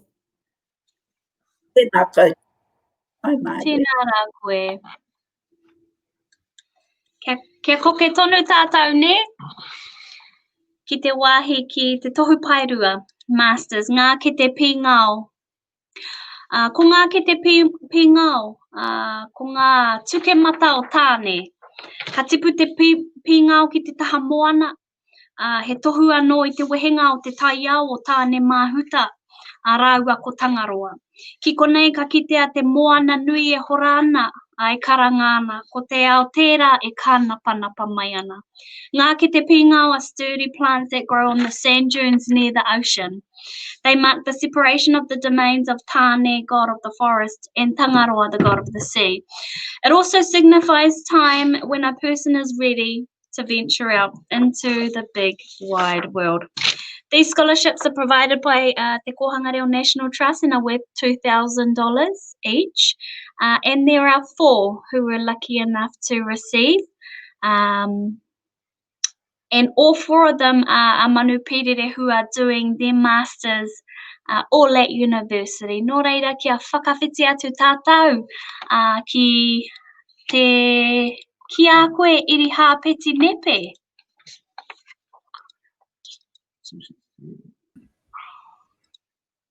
Tēnā rā koe. Kia ora, ngā mihi nui. Kei te pēhea, kei te aha, kei te pēhea te whānau. Kei te tino ora te whānau, he oi anō ngā mihi nui kia koutou. Ko whakarau ka mai I tēnei ahi pō. Ai, mihi ana kia koutou, kia tātou katoa. Ai, tino ora ana te whānau I tēnei wā, ka tahi anō ai hoki mai mai te pōwhakanui o taku tamāhine. He oi anō ai ka tika rā me mihi atu. Kia ora tuahine. Kia ora Tingān. Nā tātou te tai rāwhiti e whakararu nei I te ao me enei tohu rangatira. Tuahine, kōrero tia mai tō tohu e whāia nei e koe me ona āhuatanga hea hoki ngā painga o tēnei karahipi ki a koe. Tēnā rawa tungani mō tērā, mihi ana. Tuatahi rā, I tokoa ki te whakaro kia whai atu I tēnei o ngā tohu pairua. Kua roa pia e au e hia kai ana te whai atu I tēnei o ngā huarahi. Nā reira nōku te wai marie me ki tēnei tau. Kua whai atu I taku tohu pairua I roto I te tohu mātauranga Māori. Ki te whare wānanga o Raukawa. Me ki kua tūwhero ku whatu. Kua he maha ngā koranga o roto I tere o ngā tohu. He mea hau ki au, he oi ko ngā koranga o roto he ki te mātauranga mōku, mō toku whānau, mō toku kura hoki, mō te iwi, mō te hāpuri o konei o te tai rāwhiti. Nā reira, he nui ngā pūkenga, he nui ngā koranga, e tino kai ngā kāna e au ki tēnā o ngā tohu, nā runga noa ia rangi te whiuma, ia Miriana Selby, matua Heitia, matua Rawiri Ruru, rātou e kaha nei te whāngai i tēnā o ngā mātauranga, he mea nui mōku hei whakahoki atu ki oku tamariki, ki te kura hoki, ngā koranga hau katahi anō i ako ia i tēnā o ngā tau. Ahakoa te āhuatanga o te wā, pērā i te mate krauna me rā āhuatanga, ka tika me whai whakaro ki a rātou, kua pāngia i tēnā o ngā mate, kia tātou katoa, he oi nā runga noi ngā āhuatanga hoki, me koke whakamua tonu tātou. Nā reira, e mihi kauana ki te whare wānanga o Raukawa, nā rātou tēnā huarahi i parātu mō tātou katoa. Tēnā koe tuahine. Hea te tai o tino maharatanga, te tai o tino whiako i a koe i te kohanga. He pātai pai tērā. Nā reira, i kurana... Pai rānei koe, he ahana nei. He tamaiti pai rānei. I ngā wā katoa. I ngā wā katoa. He tamaiti mauri tau, he tamaiti kaha ki te whakarongo, kaha ki te whaiwhai pīhau, i raro i ngā rekereke o oku tīpuna, me ki ko tētahi āhuatanga e maumahara rawa tua hau ko te whanaungatanga ki wanga nui a mātai ngā tamariki e pērā tonu ana i tēnei wā ko o mātai kaiako he nui o mātai kaumātua i aua wā me ki ko te āhuatanga o te whānau kotahi e hara i te mea ko ngā kaia ko noiho o te kohanga, ko ngā mātua i reira, i ara, aonoa pōnoa, ko te whānau, ko te hāpori, e kaha pīkau ana i tēnā o ngā kaupapa, e kaha whāngaita i te reo, e ngā kaunui ana ki te kaupapa, nā reira koera pia tētahi o ngā āhuatanga miharo rawa atu mōku, te kite atu i te manaakitanga, i te arohaina, me era āhuatanga katoa. Nā reira no mātai te wai marie i whiwhi mātai i wera momo me ki āhuatanga i pāngia kia mātai. Nā whai anō koe kua eke nei ki tēnei momo tua wahine i roto i tō whānau ake, o ti rā i roto i wāu mahi, me kore ake tērā momo tua āpapa ne, te tino āroha me te whakatipu i te whanaungatanga, kaua i wāinga noi ngā tamariki, engari ngā mātua, ngā pakeke, tērā aho tapu i wāinga i a tātou, mihi ana ki a koe tuahine, ki a koutou katoa. Ka whakahihi pai tōku i a tuki i a koe. Kia ora, ngā mihi, tēnā rawa te koe. E mihi ana ki a koe tuahine, kia pai tō pō. Kia ora, mauri ora. Mā te wā. Nei te, rawe tēnā. Kia koke tonu atu, ki tētahi atu i Waimarie ki tēnei karahipi ki a koe Lynette Painga. Tēnā te rongo mai kōrua. Tēnā kōrua. Ko aira tēnā kei tō taha. Ko taku pepe tēnei. He manu Pīrere ia no te kohangare o te wānanga whare tāpere o tāki timu. Me tāna hia ki te tuku i tōna pepeha ki a koutou. Tūkuna mai. Te rere ana tuku mana Te tiri o ka hurana ki e heke ana tuku o marurora. E hoi a mai ana te waka o tākitini. Hei ria e ronga ati kaunini, ronga ati ini mai. Nei rā watatu e mihi ana. Ko hawe te tipuna, ko tamata ariki nei te tangata. Ko te rongo mai taku ingoa. Ka pai mā reiru. Ko tēnei te kōtuki o whānau. Ko te rere wailohau tēnei. Mihi atu, baby. Wow, rā, tēnā rā koe. Te tira hou, te hara mai nei, tēnā rā koutou. Te ahua nei ko oti i tō tamahine te whakahuahua ake i o koutou karangatanga whakapapa. Engari ka tukuna te wāhi ki a koe, kia āta whakamāramaku mai, i etahi kōrero, e hangai pū ana ki a koe. Tēnā koe o tira tēnā kōrua ngā kaihautu o tēnei kaupapa o tātou. Ko Lynette painga tōku ingoa, ko Lynette tōku ingoa kāwanatanga, engari ko tōku ingoa karanga, ko Waimaria. Nō reira, tēnā koutou, he uri au no Ngāti kahungunu ringa hora, kahungunu tāngata tāki timu waka, nei rā kahungunu e mihi ana. He tauira tahi tō tēnei no te kohanga reo o te wānanga whare tapere o tāki timu, kei te rohe nei o here taunga mātou e noho ana. He kai whakaakua au ki te kura kaupapa Māori o te wānanga whare tapere o tāki timu. I tēnei wā e whai ana au I taku tohu pairua ki te wānanga o Raukawa. Ko te tino take e takahi ana au I tēnei huarahi, kia whakapakari ake, kia whakawhanake ai tō pake reo, kia tāko hātu ki a tātou tamariki mokopuna. Nā reira, tēnei au e mihi ana kia koutou te tarimata o te kōhanga reo mō koutou e tautoko nui ana I au I tēnei wā.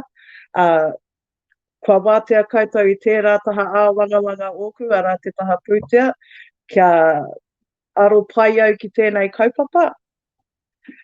Kia puta ko ngā hua moa tātou tamariki mokopuna. Ai, koira pia te kaupapa nui o tēnei wā. Nā we tēnei, tautoko ana ira. Tēnā, hea te kaupapa o tō tohu pairua? I tēnei wā e whai ana au I taku tohu whakaakoranga. Engari ko tētahi whainga nui e whakaako ana au I roto I te reo Māori, nō reira e noho rūmaki ana mātou I raro I te mātauranga Māori, I raro I te whakaaro kotahi, e hoi ana I tēnei waka, I raro I te kaupapa kotahi. Ara, ko te reo Māori tērā. Tāhua tēnā. E tino ki te ana I ngā mātāpono o te kōhanga reo. Kei roto tonu I a koe o tira. I ki te ana tō kaha whāngai. I e rā mātāpono ki tāu tamahine. E mihi ana. Tēnā koe.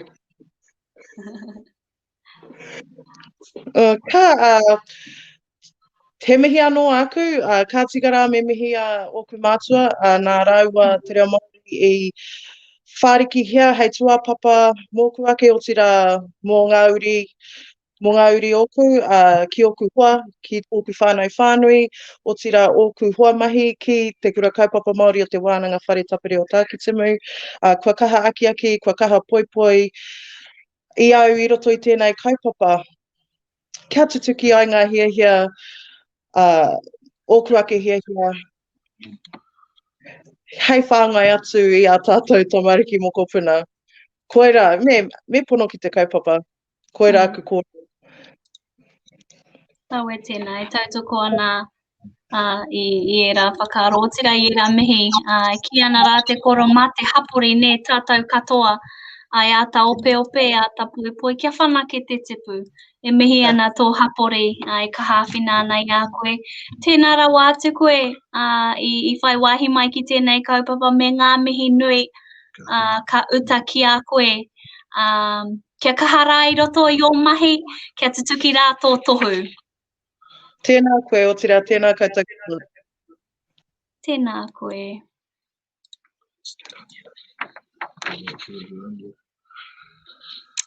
Rua tonu e toi ana mo te wāhi ki nei karahepi. Engari te ahua nei e raru ana. Engari e ka tika kia mihia rāua ko te tokorua nei ko James Barnes. ko tērā atu ko T. James, no reira e rere atu ana ngā mihi nui ki a kōrua. I tērā tau I Waimarie, tēnei Manu Pirere a Hona Black, ki tētahi karahepi o te kaupapa nei, ko ia tēnā I whakatutuki ana I tana tohu kairangi, no reira kia whakawhiti atu tātou, kia hona. Kia ora. Tēnā rā koe nau mai. Pēhea. Ora ana, me koe? Ka te tino ora. Ka pai, ko koe tētahi Waimari I tērā tau ki tēnei karahepi. Tēnā kōrero hia mai. O maharatanga mo tērā tu āhuatanga. Mo te whakawhiwhi ki te karahepi, mo te kohanga reo. Ngā mea e rua. Oh, okay. He riti pēr waku kōrero ki wera kōrero ka pita ki wetahi mua atu. Mo te Waimaria ki te whiwhi tēnei karahepi. Me te mōheo I puta ia koe te kōrero, ia kōrero te kōrero I tēnei pōne he nui nā mea o Ngāti Parahu kua whakawhiwhiki ki enei tohu. I au I te kohanga, ko aka kuia katoa I whakako I a mātou, he Ngāti Parahu hoki. Nō reira, me ki pēr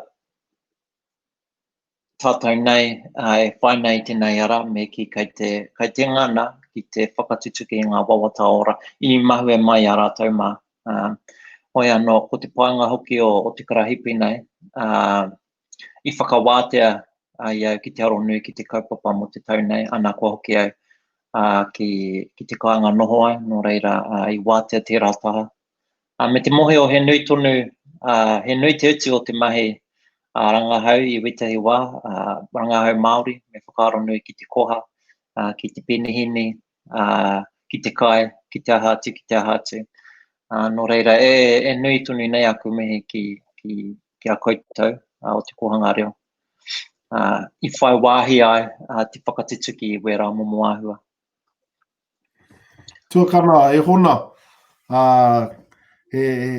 nōku I te kura, e rua ngā tani whahukuroa I te manu kōrero. Ko tō tuakana, ko koe anō hoki. No reira, ko Ngāti Parahu tēnei te whakaiti nei I te nui o tō kōrua wepu I a mātou. Hoi anō, te taha ki te rangahau e hona, kei te rongo I te ao tō rangapū nei, he whakahirahira tēnei mea te rangahau. He nui o tātou whakaaro engari mo te taha ki te rangahau, kei te ahua koretake, kei te ahua ngoikore I etahi wā. He hao whakaaro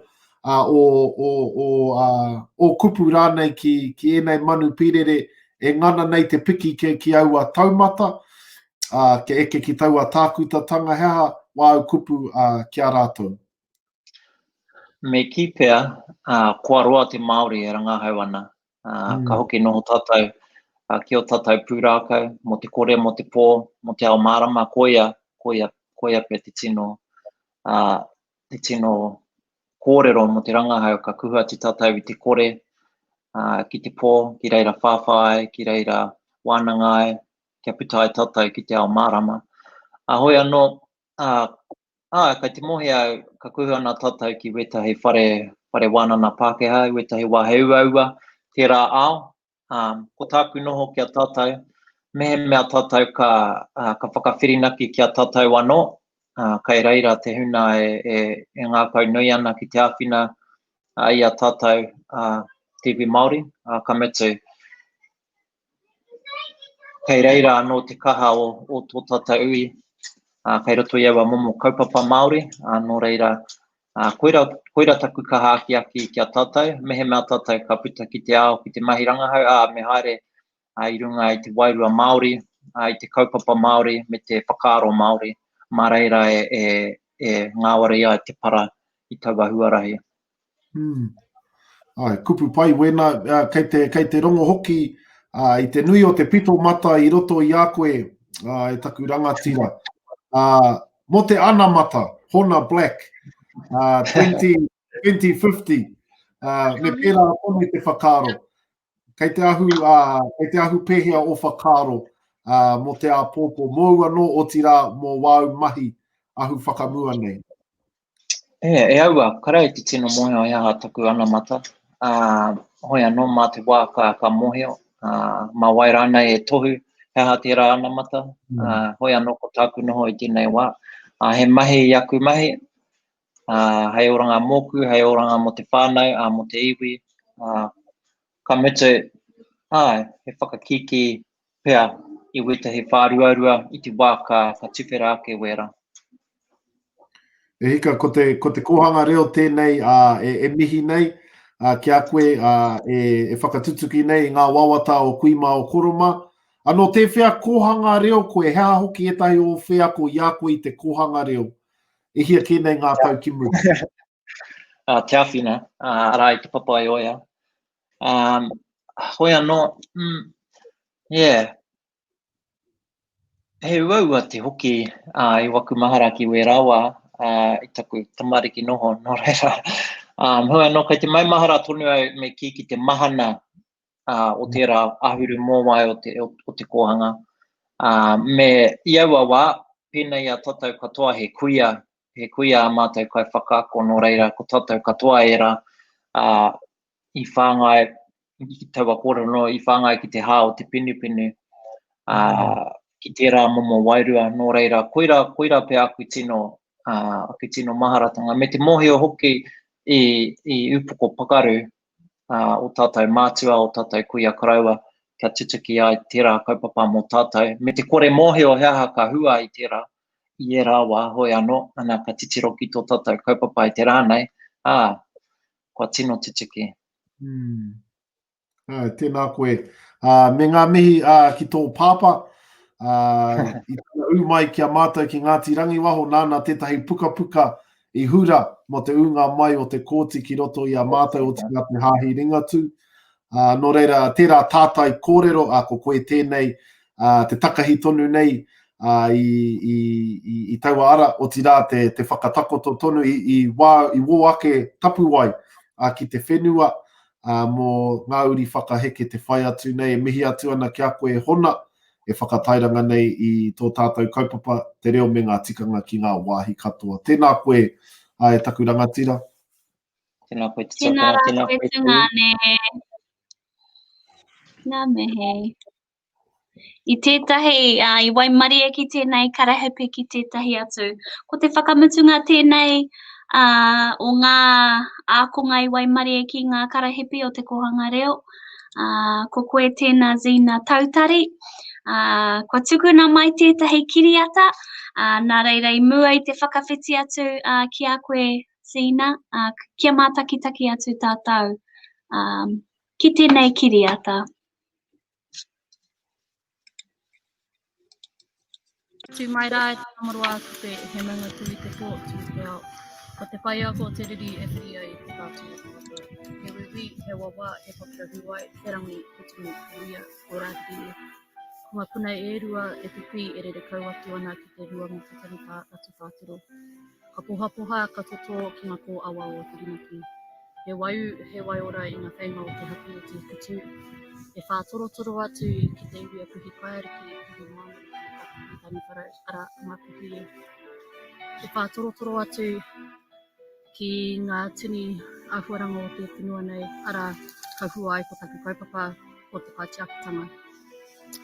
Hara mai te toki o kupe te kai hoihoi ngā tōku waka a matahurua. He whetū ki te rangi he ara tiatia he wai he whenua ki raro he taunaha. Ka tau ki te hoki a manu I a kupe.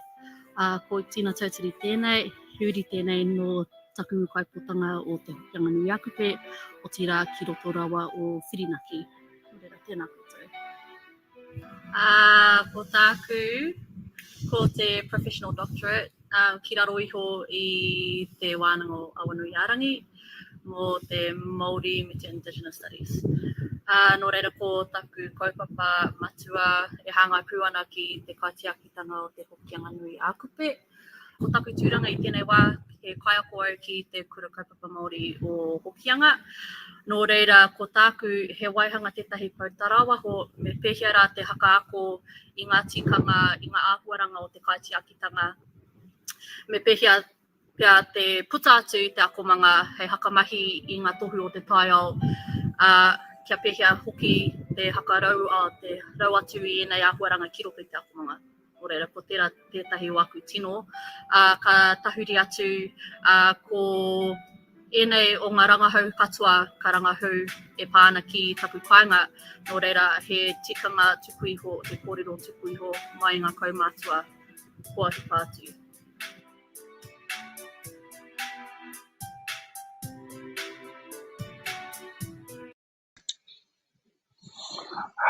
Me te ātāhua hoki. Ka te kia whakawhiti atu tātou ki a koe Xena. Kei te rongo mai koe. Ai, ka tae te rongo. Tēnā rā koe. E mihi ana ki a koe whai waihi mai ki tēnei kaupapa. E mihi ana hoki te rangatira o te kaupapa e whai atu ana koe. Tēnā kōrero mai mo te āhua ki o mahi, ki ngā mahi e whai ana e koe tēnei wā. Tēnā korua. Tuatahi e tikara kia tuku mihi atu ki te tarimatua o ngā kohanga reo. Nei rā te mihi mai te nōta. E hara mai ngā tiparau, engari mai te nōta, nō reira tēnei rā te mihi atu. I mua no atu i tuku mihi au kia tamanui te rā, kia āta tōmuri haere tāna tōnga i te mea ka noho hau horekau he hiko, nō reira ka reo hihia kia riro ko taku mata ki te pō, engari, kai ahau tētahi rama. Tēnei rā te mihi atu kia koutou.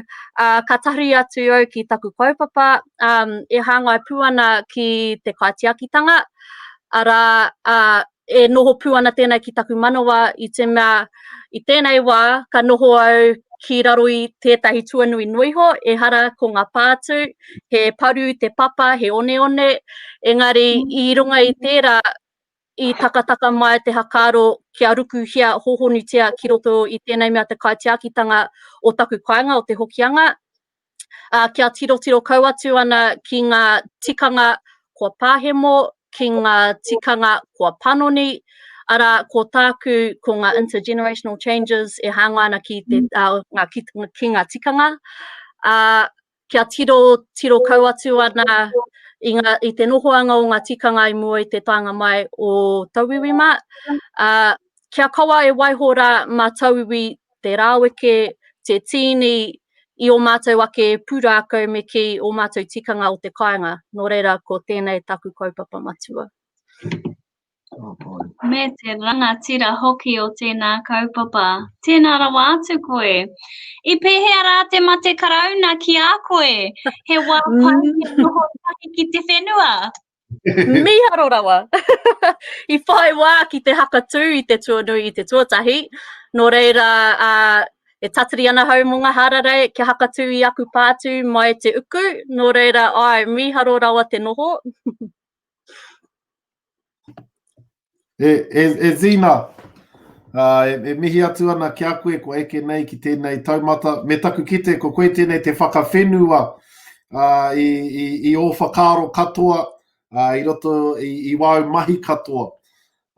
Tētai o ngā akoranga i au i te kohanga ko ngā mahi tahi ki te taiao, ko te puta ki te taiao. Hea etahi o ngā tino akoranga nou i te kohanga reo, o tira no tēhea kohanga reo etahi o kuia e rā momo whakaro. Ai, ko taku nen, tētahi o ngā kaihaka ako, ko mihi tautiri tērā, ko ia tētahi o ngā kai ako tuatahi ki te kohanga reo o Whirinaki, nō reira ka tika me tuku mihi atu ki taku kohanga reo, nā rātou i kaha aki kaha poipoi ahau kia tuku taku tono ki mō tēnei o ngā karahipi, nō reira tēnei te mihi atu ki taku kohanga reo. Me hoki maharau. Ko tāku i noho tahi au me taku nen, i puta atu mātou hikoe tahi ki roto i te taiao, kia kitera he awa tata ki tā mātou kohanga reo, ko ngā marae e toru e noho pātata ana, ko te wao ki muri i tamātou kohanga reo, anō hoki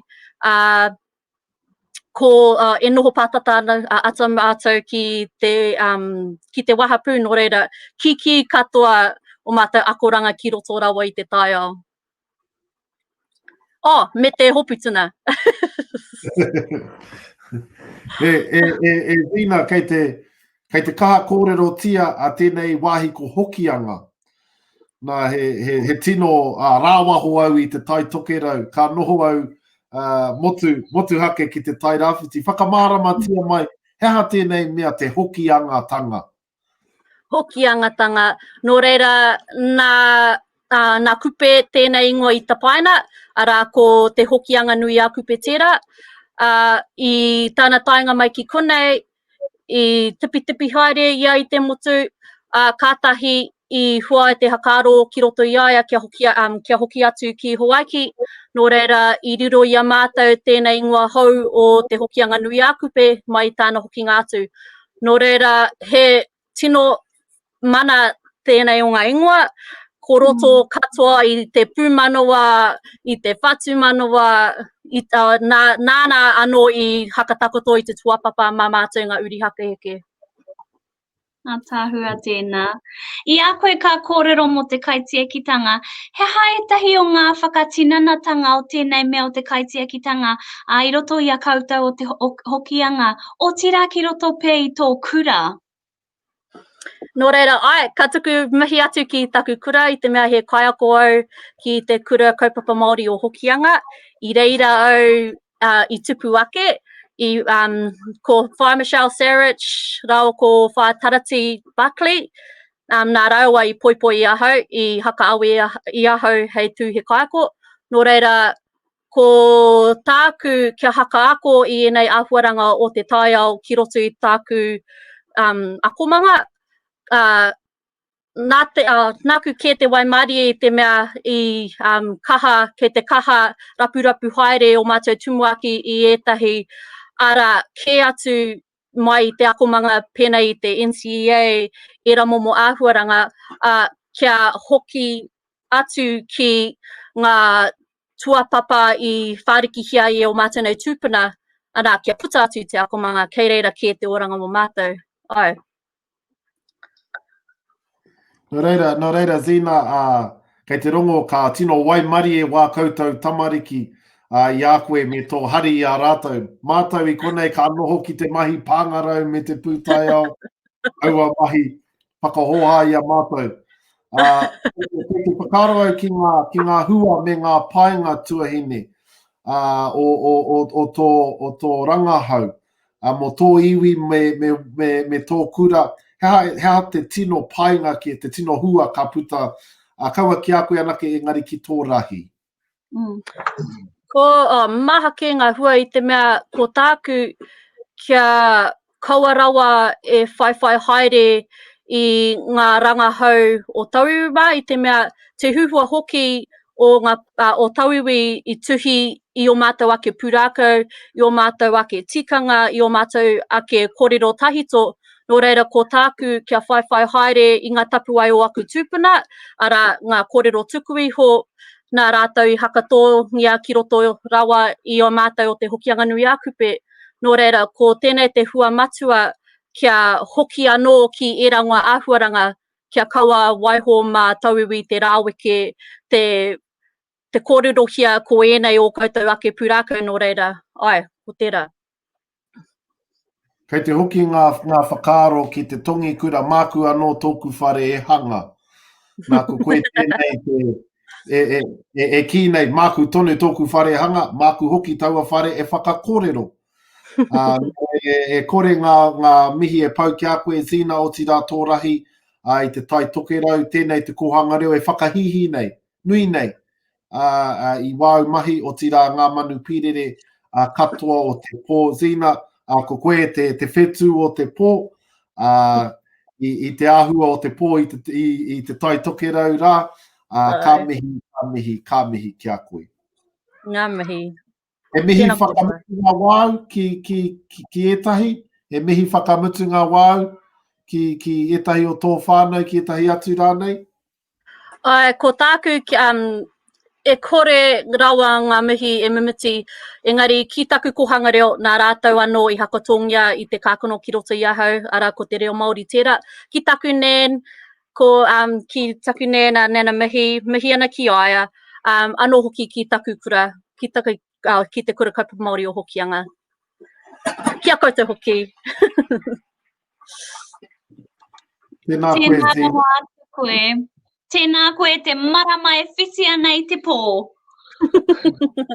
He kanohi o te pō. Koina. Tēnā rā koe. Kia tūpato. Kia tūpato. Anei te arotake. Anei te wahanga arotake tuahine. Pono I pēhea I eke rānei ngā mahi. Kaore rānei. Tēnā rā koe. Ngā pepa. E tino arotake kei te haere. E koe kei te rongo mai koe I a maua. Kei te rongo pai.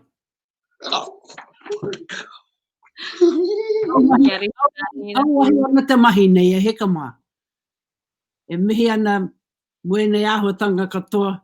E whakatinana nei I ngā moemoea o te hunga nā rātou I whakatō te kākano ni nā tau tata ana whātakau. Nā reire mihi ana kia koutou. Koe kei te kite atu kua roa nei koe I te mata o te whenua. Katahi nau ka hoki pōn I tāmaki. E oma mai au kia mau iau te pōnei. Nā reira, e mihi. Tēnā koe kui. Kei te pai. Koutou kei te kāinga Kāori I te mōhio ko ai tēnei. Tērā pia mā koutou te ingoa. E kui, I ngā tau kua pahure, heha te tino hua o te kaupapa nei ki o whakaro. Iau e noho nei, e whakarongo nei ki ngā mokopuna nei. Ka hoki aku whakaro. Ki ngā pakeke, ngā kuia, ngā kroa, nā rātou I whakatō te kākanui. I ngā tatana ngā whātakau tau ki muri. Anei e whakaatu nei, I whakapono tonu rātou, mena ka rarau atu ki ngā mokopuna mai te whānautanga o mai, ka hopungia rātou te reo, e ngā pakeke, anei e whakaatu nei, te hunga e whakarongo nei au. E me mihi ka tika, hoi ni ngā whetu, marama, I moe tia, e ngā pakeke. Anei, nā reira, tēnei te mihi nui. Kia koutou katoa ki ngā mokopuna nei, o tira, e hara te mokopuna nei, ko pakeke kei rātou. Engari, noho au kuni, me taku whakaro kia rātou. I whakatō te kākane. I whakapono tonu rātou, ātei hoa, ka rere te reo ni ngā taki wā katoa. Kei te moeho kōrua, o tira tātou katoa. Te kākano o te reo,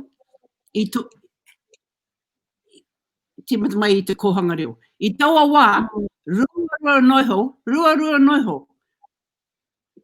ngā Māori e kōrero Māori ana. I nā nei, nā te kākano I whakatongia e rātou, kei ngā wāhi katoa te reo ni. Hapua, huri atu ki whea, te reo e ara mai ana. Nā reira, me mihi tonu, tuatahi, ki ngā kohanga reo nā rātou I paratuhuarahi, tuarua ki ngā kura kaupapa, ki ngā kura tuarua, ki ngā whare wānanga, ki te katoa, ngā rōpū Māori katoa, te kaunihera Māori, te rōpū Māori toko I te rātou katoa, e huri mai ana I te tautoko I te reo ni naini. Ko te mea kē, ko tahuri mai ngā Pākehā I naini.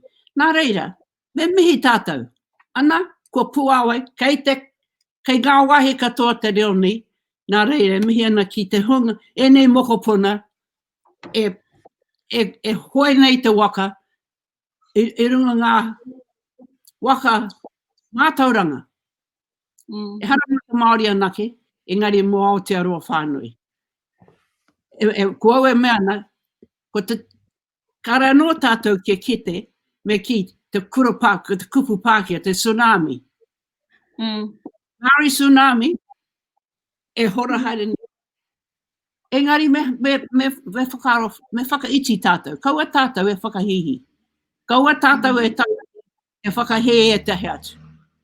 Te meke, mena ka tae koe, te whakarata mai, te hunga, e hia ana, e ngā kaunui mai ana, ka te tumitanga noiho tēnei o te apōpō. Nā reira, koutou ngā mokopona, me ngā mokopona whakarongo nei ati. Kei te moheo ki ngā tipuna, moheo ki ngā mātua katoa te nō. Moheo, me taku mihi, kia rātou, e hāpai tonu nei, e kaue tonu nei, e whakaro nui tonu nei. E harakota reo anake, engari ko te kaupapa Māori. Ka whakatōi e te reo, koera te ngako o kaupapa Māori. Nā reira, mena ka whakaro ngā mokopuna e whakarongo nei au, a tai hoa, ko ki te tātou tētahi āhuatanga, e puawai ana. Engari, e mea nau, I roto I te whakaiti. I roto I te whakaiti. Waiho, ko te kororo ataku iwi. Waiho, mā te iwi koe whakanui. Kaua haere koe kona kororo mō tonu. Ka Pere Tata, ka huri tuara te hunga whakarongo mai ana. Whakaiti. Waiho mā te iwi koe e whakanui koeira te kororo o aku Pākehā. Nā reira, koe ni au e mea ni.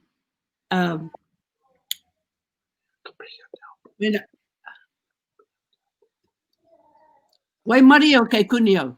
Māua ko bina.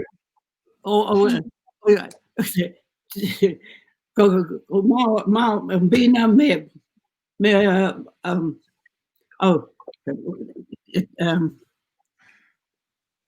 te rakai mahi kei tainui. Kei te rurua haere, mātou ngā Pākehā. Engari kāroa mā harahara. Nā te mea, ko te hunga, e whakarongo nei au I te pōnei, pai noiho. Ka hoi tonu te waka nei, haere tonu atu, haere tonu atu. Nā reira, Raniera, koutou, me te kōtiro I tō, karau te moho ki te kōtiro ra koe e. Kōtiro I tō taha e kōroro nei. Ko te atākura pē whairangi tōku ingoa? Ko hea tō ingoa? Ko te atākura pē whairangi. Oh, he ka makakarana. Kakara noi tira. Me tui. Ai, he mokopuna. Apai nen, e tika ana kia whakaiti mātou, māu au tira mātou te kaupapa I tō momo. Ka kite I a koe, ka kite I a te whare huia.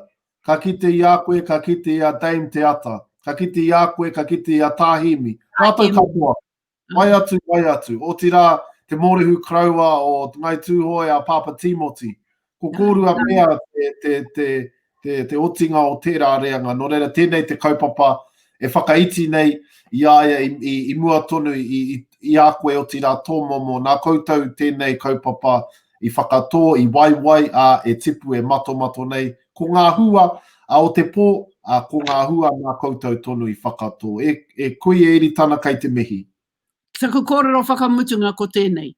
Ko koe kei te moho ko wau te reo o Kingi Tūheitia. Tunga Tapuari. Rei te tonu tā mā o whakawhiti kōrero mo te ahua o te kaupapa nei. Me tana tautoko. Ia, I te poari, I ngā kohanga whānau. Nā rau wai maria tātou, koe e kei te mau te tūranga o Dame Te Ata. Honore nui I whakarite I mei kuau hei reo mōna, hei kanohi mōna I runga te pōri. Nā rei, e kaua mai neo, ngā tautoko, ngā mihi, kia koutou ki ngā mokopuna nei, mai a kingi tūheitia. Tēnā koe, tēnā tātou. Kei te mihi ki a koe. Tēnā rā koe. Kia ora pa. Te ahua nei, kua pai te waka ki uta. Te tuahine, kua oti te mahanga kia tāua, tēnei te poari e mihi ana ki a koe, kua whakawāhi mai, kua wāte hoki a koe i wāu tamariki, tō rahi, tō whānau, engari, i pai ngā kōrero i te pōnei, ahakoa i āhua pō tatu i ētahi wāhanga, i āhua kotiti te haere o te kaupapa i ētahi wāhi, a hangarau nei, ko te mātua ia, ko ngā kōrero a tō tāua kuia, kua tino hiki tōna wairua, iwa te kaumārua o nā pakeke, titiro ki tōna hanga, kei te wanawa nui tonu mai ia ki tēnei taonga, no reira, ko tāua tēnei te hoi nei, i tēnei waka.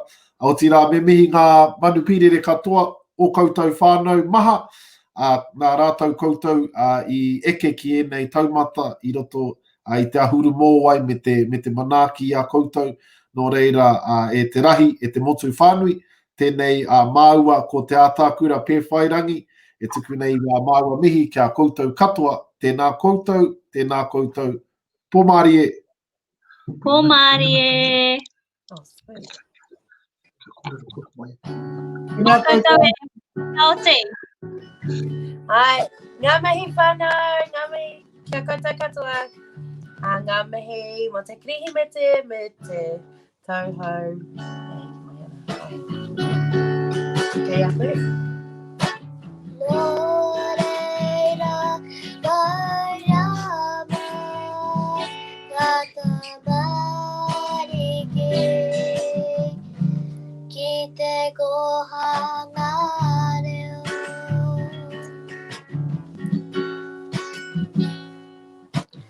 Kua tipura e ioranga o te iwi Māori mā te matua i te rangi hei arahi te kohara no reira koerea mai kata mariki ki te kohanga rea no reira no